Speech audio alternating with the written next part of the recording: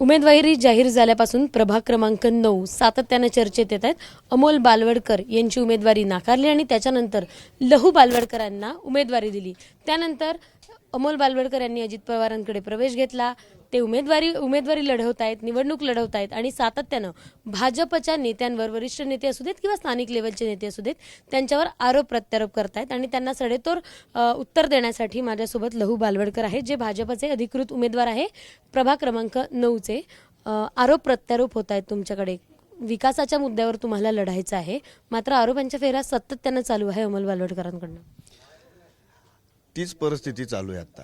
बानेर, बालेवाडी, सुतारवाडी, पाषाण, सोमेश्वरवाडी हा आमचा पूर्वीचा प्रभाग क्रमांक 9 आणि त्याला नव्याने जोडलेली ग्रामपंचायतीतील 2 गावे सूस आणि म्हाळुंगी असा हा आमचा सर्वात पुणे शहरातला सर्वात मोठा प्रभाग या ठिकाणी झालेला आहे.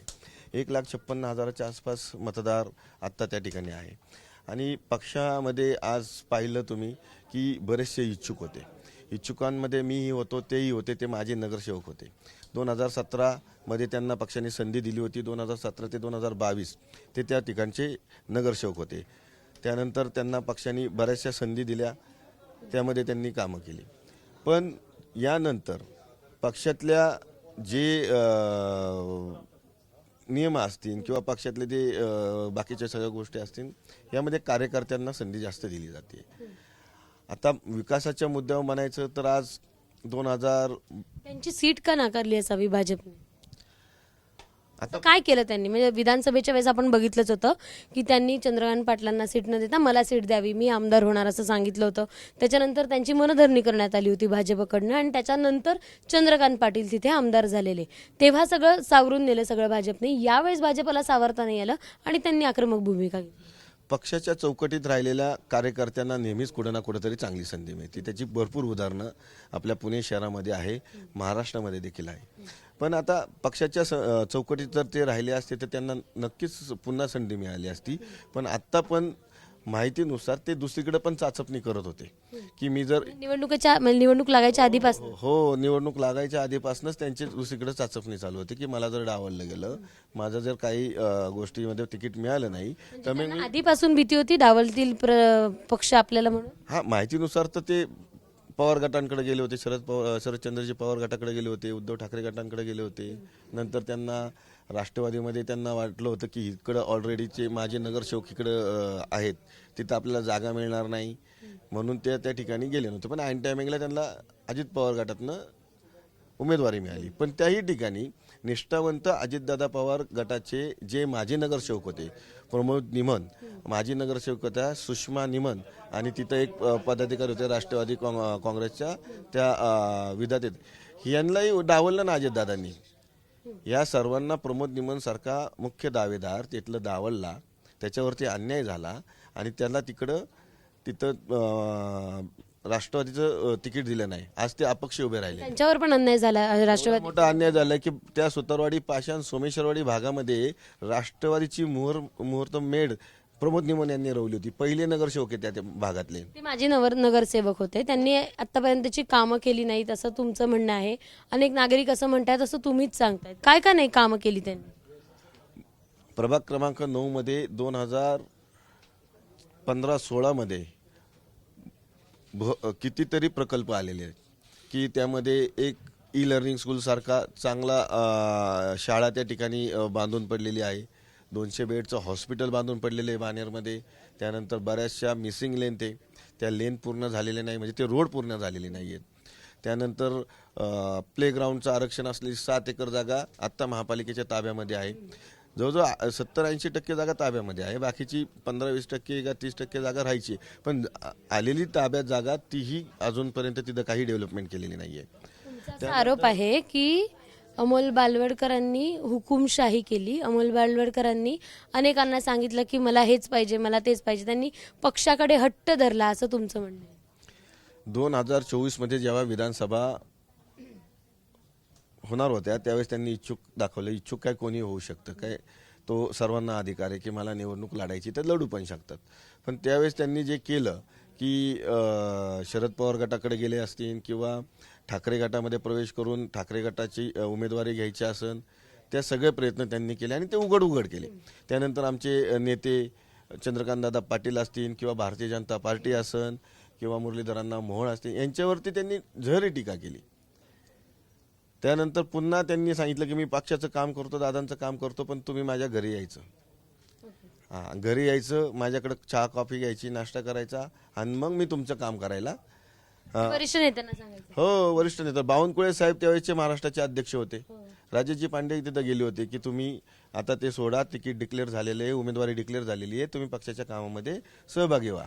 विधानसभेच्या वेळेस त्यावेळेसही ते सहभागी नाही झाले. त्यांचं म्हणणं होतं की दादांनी माझ्याकडे यायचं. दादा महाराष्ट्राचे नेते, ज्येष्ठ नेते आहेत, त्यांनी माझ्याकडे यायचं, तेव्हा मी काम करणार. पण त्यावेळेस काम करतानाही त्यांनी सांगितलं की मी एवढी सभा लावली, एवढं मोठं हे केलं, 10,000 घरात गेलो, 5,000 घरात गेलो. अहो, आमचे भारतीय जनता पार्टीचे नाही म्हटलं तर 300-400 कार्यकर्ते होते तिथं, माझे नगरसेवक होते तिथे दुसऱ्या. म्हणजे सगळं यांनीच दादांना लीड दिलं, यांनीच मुरलीधरांना लीड दिलं आणि ह्यांनीच निवडून आणलं का त्या आमच्या भागामधनं. बाकीचे पण कार्यकर्ते होते ना तिथं, 2019ला होते. सगळं मीच केलं असं त्यांचं म्हणणं आहे. 100% तसंच त्यांच्या बोलण्यातनं तर मीच ऐकतोय त्यांच्या की मी केलं म्हणून हे निवडून आले. असं नाही ना चालणार पक्षामध्ये. या आता बाणेर बालेवाडीचा परिसर बघितला तर एकीकडे बाणेर बालेवाडी गावं आहेत आणि दुसरीकडे एकदम ऑपोजिट IT सेक्टर आहेत, ITत काम करणारे सगळे मुलं आहेत. दोघांसाठीचे वेगळे धोरण काय काय आखले आहेत तुम्ही? बाणेर बालेवाडीचा पहिला प्रश्न वाहतूक कोंडी, जो गेली 10-12 वर्ष आलं तसाच आहे. आज मेट्रोचा प्रकल्प तिथं पूर्ण होत आलेला आहे. 3-4 महिन्यामध्ये तो मेट्रो तिथं धावणार आहे.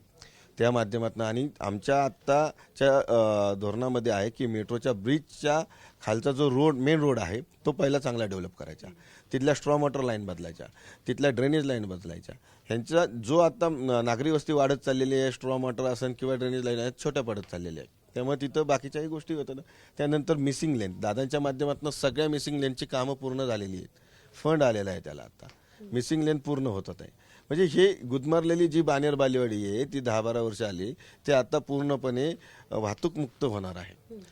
आणि IT सेक्टरच्या जे लोकांसाठी म्हणा किंवा महिलांसाठी आम्ही सुरक्षतेच्या बाबतीत भरपूर गोष्टी करणार आहोत. CCTV आहेत चौकामध्ये, रोडला CCTV बसवायचं आमचं ध्येय धोरण आहे. त्याच्यामध्ये पोलिसांना आम्ही आत्ता मागेच निवेदन देऊन जास्त पेट्रोलियम करण्यासाठी सांगितलेलं आहे. ते अशा बऱ्याचशा गोष्टी आमच्या माध्यमातून या ठिकाणी भविष्यामध्ये केल्या जातील. कारण मी भारतीय जनता पार्टीचा एक सर्वसामान्य कार्यकर्ता होतो. आता पहिल्यांदा मला उमेदवारी मिळालेली आहे, पहिल्यांदा मी नगरसेवक झालो, तर ह्या गोष्टी आम्ही पूर्ण प्लॅनिंगनी करणार, एवढंच आम्ही तुम्हाला सांगतो.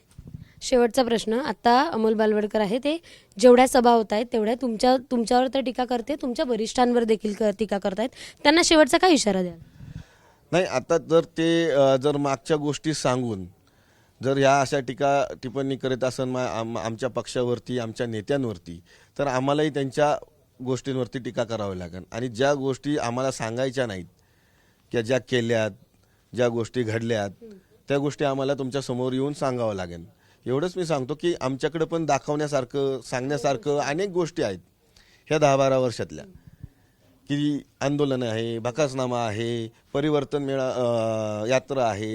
या माध्यमातून तुम्ही काय काय आश्वासनं दिली, कुठले गोष्टीमध्ये तुम्ही अडवणूक केली, कुठल्या गोष्टीमध्ये तुम्ही लोकांना त्रास द्यायची भूमिका केली, ह्या सगळ्या गोष्टी आहे आमच्याकडं. आता मी तुमच्या माध्यमातून सांगतो, इथनं पुढे जर माझ्या नेत्यांवरती, माझ्या पक्षावरती जर ह्यांनी टीका केली, तर मी तुमच्या समोर येऊन त्या सगळ्या गोष्टी उघड करणार, दाखवणार तुम्हाला. आणि इथं नाही, त्या बाणेर बालेवाडीमध्ये नेऊन दाखवणार आमच्या, की काय झालं आणि काय कसं झालं इथं. म्हणून सगळ्या गोष्टीची आत्ता आमच्याकडे पूर्ण माहिती आहे. माझ्यासारख्या सामान्य कार्यकर्त्याला संधी दिली, त्याचं सोनं तर करीनच. मात्र इथून पुढे जर अमोल बालवडकरांनी आमच्या वरिष्ठ नेत्यांवर टीका केली तर माझ्याकडेही अनेक कागदपत्र आहे, अनेक गोष्टी आहे ज्या मी उघड करायला कायम तयार असेल, असं मत लहू बालवडकर यांनी व्यक्त केले. कॅमेरामन अमोल गळायसह शिवानी पांढरे, ABP माझा, पुणे. ABP माझा, उघडा डोळे बघा नीट.